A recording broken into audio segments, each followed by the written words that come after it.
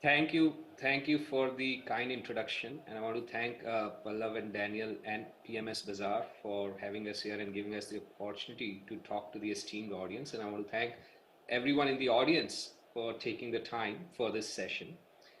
What I'm going to discuss is, as we were discussing about this session with Daniel and Pallav, what we thought was that you will be listening a lot about India and the Indian market, as well as some about global economy from a lot of the esteemed speakers who are scheduled to speak over over this course of this seminar. So what we decided I would talk more about is opportunities that are available outside India, particularly emerging markets, which is something that I have managed for several years at my prior firm, Global Emerging Markets Portfolio, as well as we here at Whiteoak have a Global Emerging Markets offering, in fact, including a Global Emerging Markets ex-India offering for India investors. So let me start with some factual information about performance of EM versus India and versus the US as representing the developed world. So I assume you can see on the slide there. If you can't, then just raise your hands, but otherwise the slide there would show over the last 22 years, and just we've picked the turn of the century as a convenient starting point, you'll see that during the first decade, the emerging markets in India did extremely well, and these are all figures in dollar terms. So India was compounding at 19% return, emerging markets ex-India at 16%, and US was giving a measly 1% return. So towards the end of the first decade of this century, everyone was gung-ho about emerging markets. 2008 was the year of global financial crisis. The mood and the general sentiment and conventional wisdom at the time was that US would be the next Japan and would go through a prolonged phase of hardly any growth or even decline. Some of the macro gurus called for almost the death of the dollar, or one highly respected macro investor said the long-term value of dollar is zero, and so on and so forth.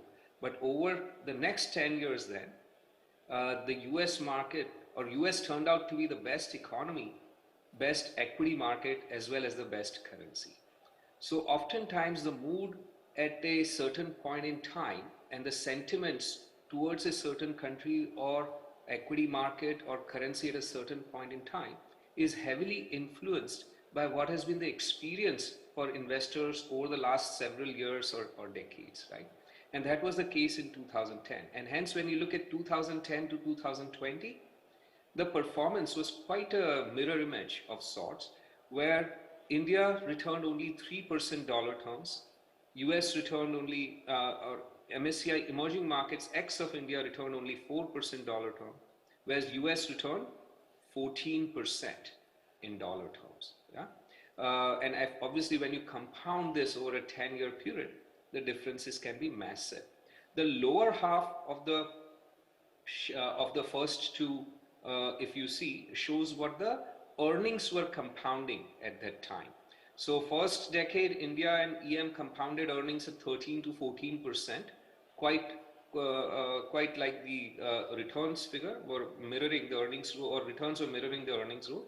And then over the next 10 years, earnings actually in dollar terms declined 3%, even though the stock market eked out some positive return. And in US, you see healthy return as well as earnings growth.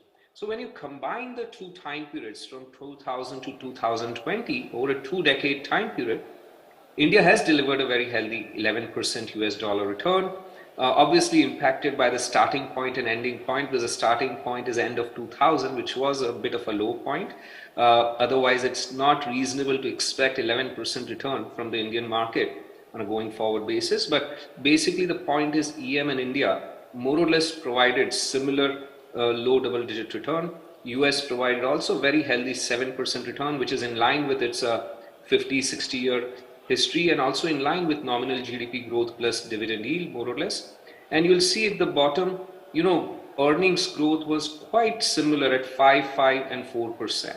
So over prolonged periods of time, returns from the market are a function of earnings growth plus the dividend yield and plus any multiple contraction or expansion.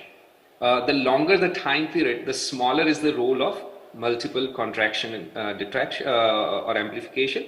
What is then really driving the returns is the earnings growth, as you can see here.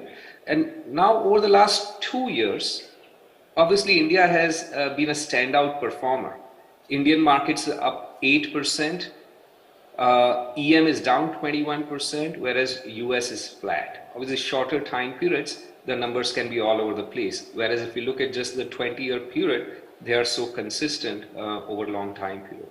And the bottom half shows that earnings growth has been very solid in all these geographies, be it India, EM or the S&P, but it's more the multiple contraction or expansion. The EM multiple has contracted quite substantially. India multiple has not contracted to similar extent, and hence the returns are much stronger. If we go to the next slide now, so right now the purpose of sharing this slide is, right now there is not just in India, but amongst global investors also, there is a very upbeat mood about India.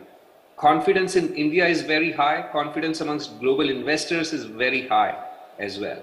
But I want to just point out that this is not much different from what was the case, let's say, during the roaring 2000s of 2003 to 2007, 8, or even in 2010, 11, 2009, post the elections in up to late 2010.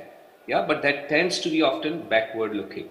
And forward returns have very, very little, if anything at all, to do with what the sentiment of the day towards any country or region might be. So if we go to the next slide, you see the valuation history as well of India and India relative to the EM. So you see, in case of India, over the last nearly 30 years, the multiple has ranged between 10 times to 25 times. The last 8 years, I call it the Modi era multiple, has been a bit of a premium to the long-term average of 17 times, and it's been more of 20, 21 times PE multiple.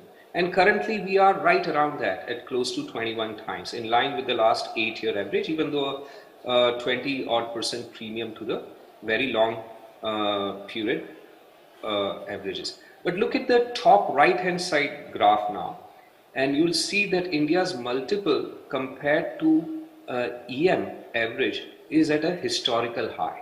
Not just historical high, but is an extra couple of standard deviations away from the historical high. So the long-term average PE premium that India has tended to trade at is the dark dotted line at about 45%, right? The light dotted line, which is 60%, is 1 sigma, and currently we are trading at 100% premium to the EM multiple, so which is more like a 3 sigma kind of premium. Historically, the maximum has been around 70% premium, but as of now, due to a variety of reasons, some of that I'll talk about, but primarily because China's multiple has collapsed over the last 12 to 18 months, which has led to a decline in the EM multiple as well. Though very lately this month, which is probably not included in the data, China has rallied about 20 to 20+%. So some of this gap has narrowed. Point here of the first slide and the second slide is that over extended periods of time, the markets tend to provide similar returns in dollar terms. During shorter periods of times, even as long as a decade, as we saw in previous slide, the returns may be vastly different. There is considerable value to be derived through diversification. India remains, and I agree, India is the most attractive market, and personally, majority of my investments have always been in India and continue to be in India, and it is the most attractive market. but diversification can be very value accretive to any portfolio, just as no fund manager or individual, I assume, has only one stock in their portfolio, but has several or many stocks in the portfolio. In fact, many investors have not just equity, but debt and other asset classes as well. I personally only invest in equities, but certainly even for those who have more than equity, it can be considered as a separate asset class, which has certainly performed close to Indian equity markets and higher than most other asset classes, and provides the diversification benefit along with superior returns. If we go to next slide, it showcases another aspect of the valuation across the 20-25 markets around the EM markets around the world. If you hopefully the data is large enough or visible to notice the differences. So India is at one extreme in terms of its absolute PE multiple, whereas at the other end are obviously a bunch of other countries. Most of the countries, you'll notice, are trading towards the low end of their long-term history. In fact, most of them are trading one standard deviation below the long-term history. Only 3 countries, which include Thailand and Korea, besides India, are trading above average or towards the higher end, including India. So these charts over time, if you were to plot them, they'll be all over the place. Sometimes India would be towards the lower end, and what is towards the low end today might be at the higher end. Again, driving home the point about benefits of diversification. If you go to next slide, obviously there are some fantastic companies in Indian market. That's what makes the Indian equity market such a paradise for stock pickers. There are many companies like the private sector banks and several consumption companies in consumption sector, which are industry leaders in India, largely operating within India. But when you compare them to the best of the companies globally, they stack up extremely well in terms of business strength and growth expectations. India also has some very strong global companies that can stack up against the best anywhere in the world. Obviously, we all are aware of and very well top of the mind what would come is the IT services company.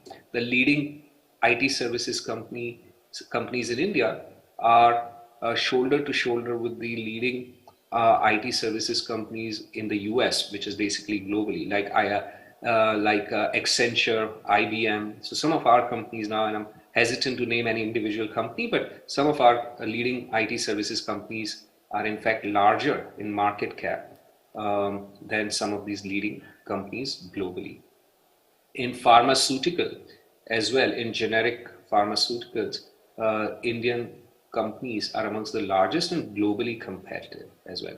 Similarly, you have these different countries who have, like India, you can say has globally extremely strong in IT services and pharmaceuticals. You have similarly companies from that are listed here from different emerging markets that are global leaders or regional leaders. So in consumption, Mercado Libre is the Amazon of Latin America. They are the largest in several markets, including large markets like Brazil, an extremely strong market leadership position. Neon Made Enterprises, which is a small cap company. It is the second largest, you can call it home improvement company out of Taiwan. They make the blinds and window shutters and all, and in markets like US and Europe, they are either leader or second globally. Obviously, you've all heard of technology leaders like TSMC and Samsung Electronics. These almost every, I would say at least more than 95% of the production of certain kinds of chips and technology are shared between, the market is shared between these two leaders, TSMC obviously being Taiwan semiconductor company and Samsung, the Korean leader across not just consumer electronics, which is and handsets that we are all accustomed to as consumer-facing products, but also many other technology products that they supply to even competitors like Apple sources them from Samsung, as Samsung is the leader in many of these, global leader in many of these technology products. And then amongst financials as well, AIA Group is the finest life insurance companies anywhere in the world. So they're predominantly operational in Asia, and they have the partnership or joint venture in India as well. But in Asia, they are the leader, a $100+ billion company. Even Samsung is multiple $250 odd billion company. I forget the exact market cap. They've been moving all around. TSMC was over $500 billion market cap, but with the pullback is more like 300 billion to 400 billion range market cap. AIA Group is a north of $100 billion market cap in insurance. And Hong Kong Exchanges, while the name is Hong Kong Exchanges, and it is the owner of the largest Asia emerging market stock exchange, but they also own the London Metal Exchange, LME, which is a global leader for the commodities that are traded over there. So the EM investment in, just as in the investments in India helps participate in the value creation, wealth creation of leading companies of India, be it a large cap, mid cap, or small cap. Similarly, investments in emerging markets help access the value creation opportunity that great franchises, great businesses like those that are listed here provide to investors. Now, just sharing a few pointers about the Whiteoak Emerging Market Fund. As I said, we also have the Emerging Market X India Fund, which is available through LRS. For those who are interested, can also speak to the Whiteoak folks who would be there at the event. But I'll take you to the slide number 8. First, the focused investment culture, which many of you would have heard us talk about. It's the same approach to investing in EM as we have always deployed in India. Basically a bottom-up stock selection based philosophy to go with it, the best team in the industry, and also in the EM context, I'm saying that, and a time-tested disciplined process along with a balanced portfolio construction approach. Not to go in details at this point, but if I go to the next slide, we have a very strong team, one of the strongest in the industry anywhere in the world, of 38 individuals, investment research team, very highly experienced with extensive global experience, investing in not just emerging markets, but also in developed world, spread across India as well as Singapore and Madrid, where out of Madrid we conduct the Latin America research. They are investing using the same philosophy as we invest in India on slide number 10. Buying great businesses at attractive valuations is what delivers outsized returns. We look for characteristics, the same characteristics that define the strength of the business as we do in India. And valuation approach is very much the same approach on cash flow based, our OpCo-FinCo framework that many of you might be already familiar with on slide number 11. Just to then wrap up, I would say that as any portfolio of an individual investor in India would be diversified across asset classes, and within equity portfolio diversified across various equity names. Similarly, one must consider and evaluate investments beyond India as well, because putting no matter how attractive a name, a stock may be, we don't have a one stock portfolio. Similarly, even though the majority of the investments, it makes sense to invest in India, but there's always a room for investments beyond India, be it 5%, 10%, 20%, whatever is the appropriate figure that one considers, and whatever is allowed as well, because regulatorily there are a lot of restrictions on investments beyond India, and well-placed restrictions. But to the extent it is allowed, one must make use and leverage that opportunity, would be our view. with that, I will stop here and let you guys get on with the rest of the sessions today. Thank you all, and thank you Daniel and Pallav once again, and PMS Bazaar for giving us the opportunity to interact with your esteemed clients, and thank you everyone for joining us for this session.